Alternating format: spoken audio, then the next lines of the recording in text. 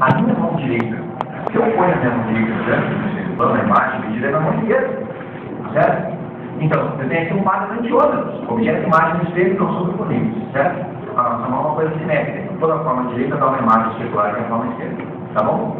Agora, a minha mão direita e a esquerda da máquina aqui, ó, é uma direita e uma esquerda, mas não são objeto de imagem no espelho, tá entendendo? Então, pares de isômeros óticos, objeto de imagem no espelho plano, são enantiômeros. Pares de isômeros óticos que não são objeto de imagem no espelho, são diastereoisômeros. Então aqui, vamos lá, faça comigo aqui, ó. Enantiômeros. Diastereoisômeros. Diastereoisômeros. Diastereoisômeros. Diastereoisômeros. Vamos lá, então. Diastereoisômeros. Diastereoisômeros. Diastereoisômeros. Então, tem mais de diastereoisômeros. Você pega sempre dois.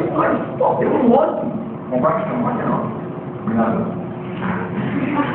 Você estudou. Tem um monte. Daí é a minha mão direita, a esquerda da Bárbara, a direita da Bárbara, a esquerda sua, a direita da sua amiga, a esquerda do seu outro amigo. Vamos montar todos os pares de diastereoisômeros um monte. Entendeu? Eu estou pegando isso. Certo?